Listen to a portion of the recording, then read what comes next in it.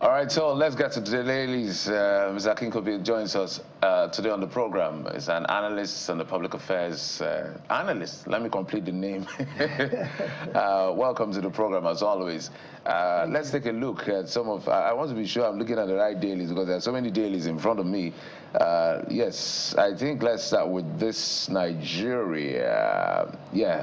No, I think that's not the right one. Let's go back to the one I'm very sure of. New Telegraph newspaper. Nigeria risk over Trump's proposed extra 10% tariff against BRICS nation. Nigeria at risk over Trump's proposed extra 10% tariff against BRICS nation. And the writers, Tinubu calls for re-evaluation of global governance, finance, orders. China canvasses global governance reforms, South-South cooperation, and then the report, Nigeria becoming target of Russia's influence campaign in Africa. So there's a lot of attention on us. What do you make of this story? The sun is setting on the American empire. That's clear. It's been clear for some years.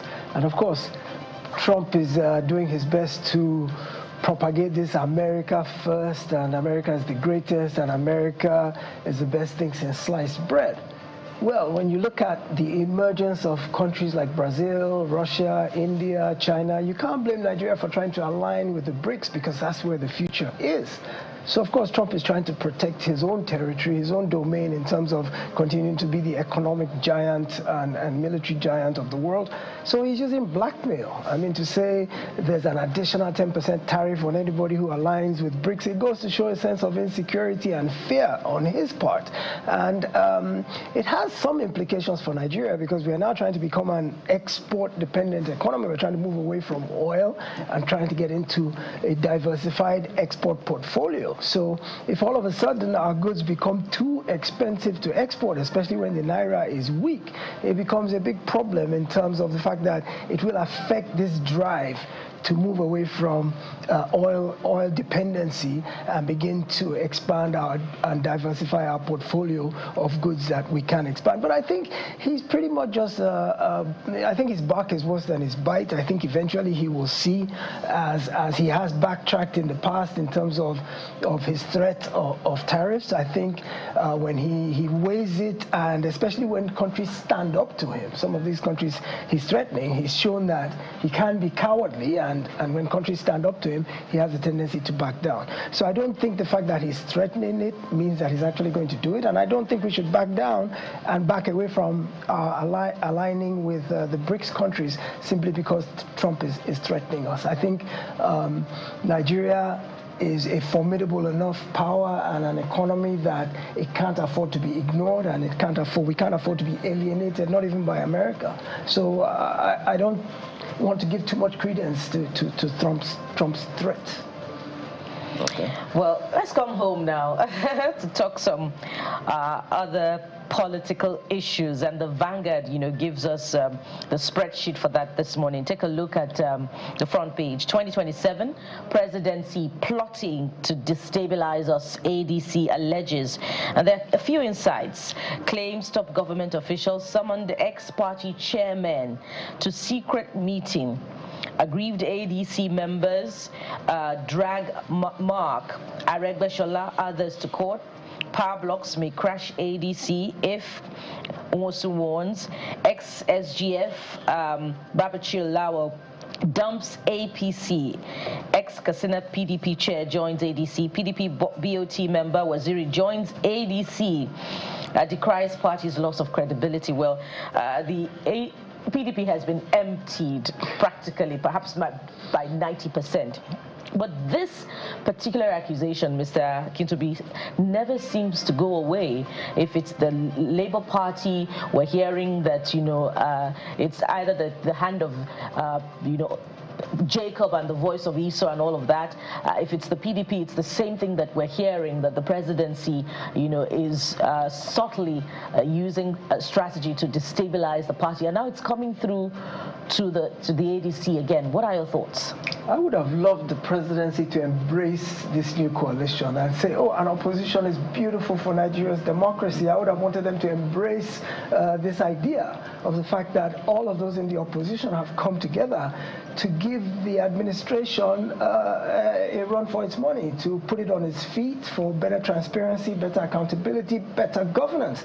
I think that true Democrats welcome opposition. And if a group of people have come together to form an opposition, even if their ultimate goal is to unseat you, if you have the confidence in what you're doing, and you have self-assurance that you're doing the bidding of the Nigerian people who put you in office, you wouldn't go to daggers drawn with your opponents simply because they've come together in a bid to unseat you. Democracy is all about competition, and competition should not be stifled for any reason whatsoever if you call yourself a true Democrat. So everything we're hearing about the administration and the presidency calling a meeting of northern elders of the ADC to try and see if they can persuade them to either swing over to the APC or to begin to water down this notion of a credible opposition. And like you said, you see the APC's hands in destabilizing the Labour Party. You see it also in the PDP. So you suddenly begin to ask yourself that, is the party in power really confident of its popularity with the electorate in general, if they have to use all these backhanded backroom methodologies to yes, absolutely, to destabilize the opposition. But Judge Guy first. So, but shouldn't the opposition, shouldn't they have been aware? Because history, some people have referred to Bola Tinubu, the president, as a democratic imperialist, in the sense that the last time Lagos had an opposition, maybe it looks like 2007. Lagos as a state, when you look at Lagos, where is the opposition? So perhaps people are saying it's a style. Now, is there anything wrong with him having a style versus you having a strategy to counter his style? You get my drift? I do, but his claim is that he's a Democrat, and you look at the things that anybody can claim anything. You look at the things that he does, and they're very anti-democratic. Imperialist? Well, it's a contradiction in terms. Really, it is. There's a tendency of one within another system. Schizophrenic, because the left side is pushing and pulling the right side, and there's conflict internally. But yeah, look, for example, the notion of him suspending a democratically elected governor in Rivers. That's highly anti-democratic. Even if you say it's on national security basis, there are other things you could have done that wouldn't have subverted the democratic will of the people of Rivers State. So there are things that the president has done and that he represents that makes us question his democratic credentials, really. And so you look at it and you say, well, what chance does the ADC really have of unseating him as a master political strategist? And perhaps some of the moves we are seeing is this his political sagacity at play to neutralize those who would come and displace him or replace him. Interesting times, really.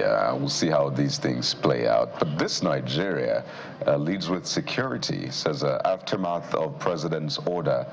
NAF airstrikes hit terrorists' hideouts in Borno, Mandara Mountain, scores killed. By the way, there's a picture of the leaders of BRICS on the front page holding hands. And maybe this is what's given President Trump some headache, because seeing them holding hands and smiling is thinking, what could we do to break them? But back to the big story on security. I know there's been a lot of onslaught. Sadly, there's been a lot of casualty on the side of Nigerian soldiers and civilians as well. And this has been a sore point for President Bola Tinubu's administration, from the killings in North Central to Sokoto. I mean, just from days ago, you can see the corpses in Sokoto. So I don't know if it's something that governments, successive governments, have become used to. Well, we'll try our best, but these killings will go on. But you see in other climes out, they say, well, we're going to ensure that we cripple this. Yes, we can take threats from outside, but not threats within. It should not be a thing. So is there that sense of coming to accept fate as it is for successive governments? Well, you become immune to feeling any sort of pain or grief, or when something keeps happening over and over again, all of a sudden it seems to lose that sense of importance. But kudos to the Nigerian Air Force for their efforts in the last couple of days, where they've actually scored quite a number of victories. But overall, there's a sense of desensitization to the sheer horror and victimization that's been occurring in recent times, because like you said, it's happened over and over and over again, to where it seems to have become a part of us, to where we've just come to accept it and we live with it, and it seems as if it has defeated us, and we keep making half-hearted, sporadic efforts to combat it. It seems there's no real concerted, focused effort. So you ask yourself, why is such a problem able to internally, as you said, it's not external aggression, this is happening within the borders of Nigeria, and it's happening with ragtag collection of misfits who, under normal circumstances, shouldn't be able to stand up to an organized fighting force. I mean, look, internal security is supposed to be the purview of the police. By the time you start calling in the military to be involved in internal security, you know the matter is out of hand, because the military really is to protect our territorial integrity. So by the time the Army and the Air Force are involved in policing the internal borders of Nigeria, the situation actually is out of hand. So you ask yourself, what can this administration do differently from what all the previous ones have done? You change the Army, the service chiefs, you change them, you throw more money at it. Do you remember the Super Tucanos? Do you remember how excited we were when we bought the Super Tucanos, and we believed that this war on terrorism was coming to an end, because these planes would come and strafe the deserts and strafe all the forests, and the bandits would be gone in a minute. And here we are, 4 or 5 years after the Tucanos came. We don't even hear about them anywhere anymore. Because there's strings attached there. There's certain rules attached that were attached to the purchase. So why did we purchase them if we are not free to use them to defend ourselves? That was a waste of money as far as I'm concerned. I should just say, aside that, there's another pressing issue on the front page. ASUU orders nationwide strike over delayed salary. So there's a new ASUU president, right? It's no more Professor Sodeke. It's now Professor Chris Piwona. And the rule now is if their salary is delayed for more than 3 days, no work, no pay. No work, no pay. Yes. So I understand that June's salary has not been paid. So they're saying, well, this is July the 8th. Yes. That's how many days now. So please, let's go on strike. So we understand that there's a strike now that has been ordered by ASUU. Yes, that's a bit precipitous though, because you look at 8 days, it could be accounting delays, it could be, because strikes are so disruptive that even if you do one, before you overcome the effects, call everybody back to work, it's just so disruptive and it's so chaotic that you would think that tempers should kind of be calm and let common sense prevail a little, give the government the opportunity to meet. 8 days is too short a time to disrupt schooling, cancel the calendar, send everybody home, and all of the attendant misery that comes with the issue of the strike. So perhaps the new ASUU head is trying to make his bones and show that he also can.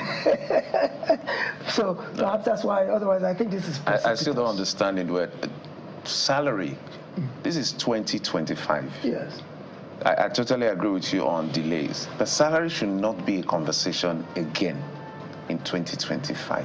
We are in we're talking about nuclear weapons just moments ago, and just put nuclear weapons and salary on the same scale. Is that even a conversation? In 2025, governors are beating their chests for building bus stops and building roads and saying they've achieved something. How do you not expect that in 2025 salaries won't be delayed? I know if a state university where they delay salary 1 month or 2, what is that? Lowest common denominator of any administration should be to provide the basics. How can you be assuming or be beating your chest that you built a road and you've achieved something?